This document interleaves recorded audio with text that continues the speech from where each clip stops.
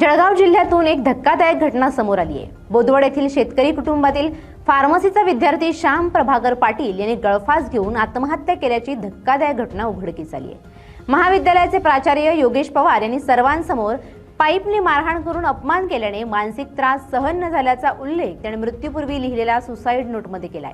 या प्रकरणी कुटुंबियांच्या फिर्यादीवरून संबंधित प्राचार्याविरुद्ध गुन्हा दाखल करण्यात आलाय। श्याम पाटील हा जळगावात राहून शिक्षण घेत होता।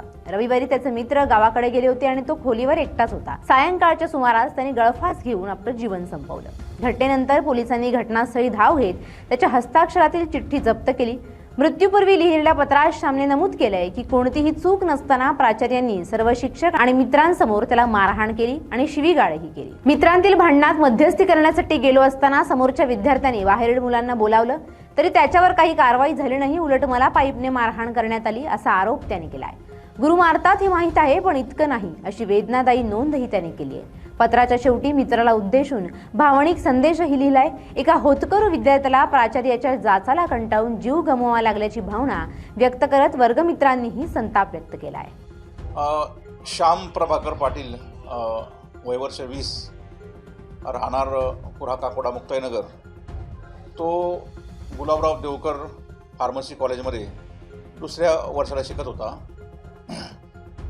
15 फेब्रुवारी शनिवारी कॉलेजच्या आवारामध्ये दोन मुलांमध्ये भांडण चालू होतं। ते भांडण सोडवायला श्याम प्रभाकर पाटील गेला होता त्या ठिकाणी। तर त्या मुलांनी या मुलाला मारहाण केली, कॉलर पकडली आणि मारहाण केली। तर ही गोष्ट जेव्हा प्रिन्सिपलला कळाली, आता ते प्रिन्सिपल आहेत योगेश दगडू पवार, हे प्रिन्सिपल आहेत त्या ठिकाणी।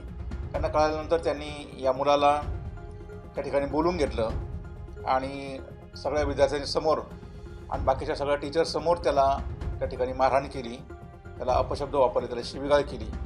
आणि या मारहाणीमुळं आणि अपमानास्पद वागणुकीमुळं सदर मुलाने आपल्या राहत्या हॉस्टेलमध्ये पंख्याला गळफास घेतलेला आहे। त्यावरून अकस्मात दाखल आहे। त्याचप्रमाणे आत्महत्यास प्रवृत्त केले म्हणून गुलाबराव देवकर कॉलेजचे जे प्रिन्सिपल आहेत योगेश दगडू पवार यांच्याविरुद्ध रामनगर पोलीस स्टेशनला गुन्हा दाखल करण्यात आलेला आहे।